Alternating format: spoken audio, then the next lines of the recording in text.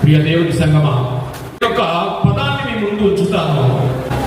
ఆ పదం అందరికీ సుపరిచితమైందే. క్రైస్తవ ప్రపంచంలో ఒక క్రైస్తవుడు ఆ పదాన్ని తెలియని వాళ్ళు ఉండరు, ఆ పదాన్ని చవి చూడని వారు ఉండరు, ఆ పదాన్ని ప్రయోగించిన వారు ఉండరు. క్రైస్తవ ప్రపంచానికి ఒక సుపరిచితమైన పదం. ఆ పదాన్ని ఈరోజు మనం ధ్యానిద్దాం. అందును బట్టి ప్రియ దేవుని సంగమా, ముందుగా మనం ఒక వాక్య పఠాన్ని చదువుకుని అంశంలోకి వెళదాం. లూకా సువార్త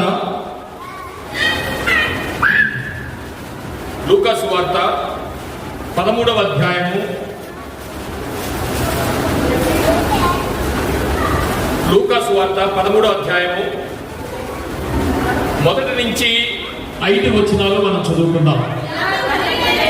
జాగ్రత్తగా ఎవరో ఒకడు వీలైతే మైక్ పెట్టుకుని చదవడానికి ప్రయత్నించండి. పిలాతు గలిలయులైన కొందరి రక్తము వారి బలులతో కలిపి ఉండెను. ఆ కాలమున అక్కడనున్న కొందరు ఆ సంగతి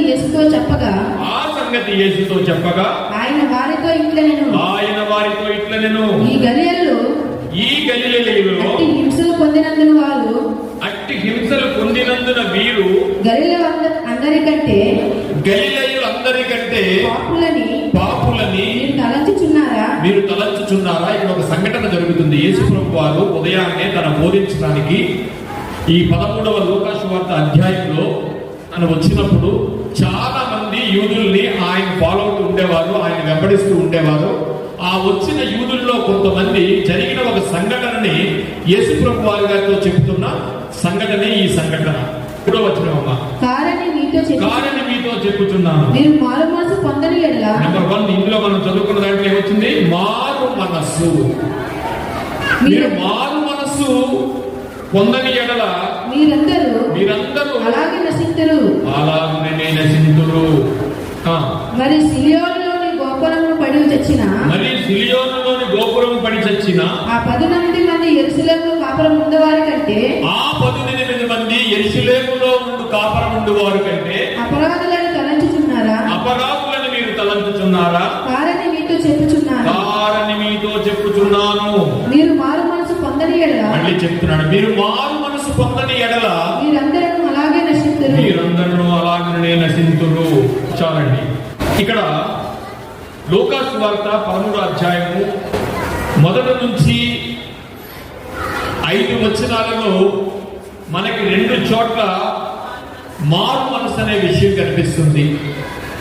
ఈ సందర్భాన్ని నేను మీకు ఉంచి ఎదురుకెళ్తాను. యేసు ప్రభు వారు యథావిధిగానే ఆయన ఒలివ కొండ దిగి కిందకు వచ్చి బోధ చేయడానికి లేదా పరిచర్య చేయడానికి వచ్చినప్పుడు కొంతమంది యూదులు ఆయన దగ్గరికి వచ్చి ఒక విషయాన్ని ఆయనతో చెప్తున్నారు. అయ్యా, మన భాషలో మాట్లాడుకుంటే మీరు టీవీ చూడలేదా, మీరు పేపర్ చదవలేదా, అందులో వాడు పడింది మీకు తెలుసా? ఏంటంటే గలిలయ కొంతమంది పిలాతు కలిపిన రక్తంలో కలిపి వేసేసాడు, మీకు తెలీదా అంటున్నారు. అంటే ఆ కాలంలో ఈ యూదుల యొక్క నైజం ఏంటంటే ఎవడన్నా పాపం చేస్తే వాడు పాపి పాపి పాపి అంటాడు, కానీ ఎవరికి చెప్పకుండా చేసేస్తుంటాడు. అంటే విమర్శనాత్మకమైనది ఏముంటుంది, తీర్పు తీర్చేవారే. కానీ మనం కూడా చెప్తుంటాం. ఎప్పుడంటే మీకు విషయం తెలిసిన అమ్మాయి అతనితో వాళ్ళ అబ్బాయి అంటాం. ఏంటి అందులో మనకు ఒక సంతోషం ఉంటుంది. అవతల వ్యక్తి యొక్క మైనస్ ని మనం ఎంజాయ్ చేస్తూ ఉంటాం. దాన్నే ఇంకోలా ఉంటుంది, అరే బాబు పాపం బాగా చూసేవాడరా, కుర్రోడు బాగా చూసేవాడరా, ఆడేంటి అలా పని చేశాడు, ఆ ఎగురు పలికినాడు ఆడిని తీసుకుని వెళ్ళిపోయింది పిల్ల అనేది ఒక పద్ధతి కదా. ఇది మంచి పద్ధతి. కానీ యూదుల్లో అలా ఉండేవారు కాదు. ఎవడన్నా పాపం చేస్తాడు అయిపోయాడే, ఎవడన్నా తప్పు చేస్తే వాడు అయిపోయాడే.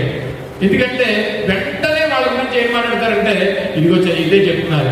ఎవరో అట పిలాతట ఏదో చేశాడట, వాళ్ళని చెప్పేశాడట గలిలయని. యూదులు వచ్చి యేసు ప్రభు దగ్గర ఏం చెప్తారంటే, ప్రభు నీకు తెలుసా అని సంఘం కూడా చెప్తున్నారు. నీకు తెలుసా, నీకు ఇంకా తెలియలేదా విషయం? పిలాతు గలిలయని రక్తంతో కలిపేశాడు. అంటే అప్పుడు అరే బాబు, మీరేమైనా గొప్పోళ్ళ, మీరేమైనా మంచోళ్ళ, వాళ్ళు చచ్చిపోయారని, వాళ్ళు పాపాత్ములని మీరు చెప్తున్నారేమో, మీరును మారు మనసు పొందకపోతే మీరు అలాగే పోతారు అనే సందర్భాన్ని ఆ 13వ అధ్యాయం అంతా మీరు చూసుకుంటే వాళ్ళ మారు మనసు గురించి చెప్పిన విషయం అది. ఈ 1 నుంచి 5వ అధ్యాయం, 13వ అధ్యాయం 1 నుంచి 5వ వచనం వరకు మనం చదువుకున్నది ఏంటంటే, వాళ్ళు కంప్లైంట్ చెప్పారు. ఆ కంప్లైంట్ ఎలా చెప్తున్నారంటే, ఇగో మనం చెప్పినట్టు మీకు తెలుసా అమ్మాయి ఏమైందో అంటాం కదా, అలా చెప్తున్నారు అనమాట. అలా చెప్తుంటే అప్పుడు అంటున్నారు, మీరేమైనా మంచోళ్ళ, మీరు కూడా దేవుని ఎడల మారు మనసు పొందకపోతే మీరు అలాగే నశిస్తారని చెప్పే సందర్భమే ఈ 13వ అధ్యాయంలో 1 నుంచి 5వ వచనం వరకు చదవబడిన వాక్యాన్ని బట్టి ఇందులో మనకి ఆ 5 వచనాలలో మనకు ఒక వాక్యం కనిపించింది. ఏంటది? మారు మనస్సు. దానిని బట్టి, చదవబడిన వాక్యాన్ని బట్టి చిన్న ప్రార్థన చేసుకుందాం.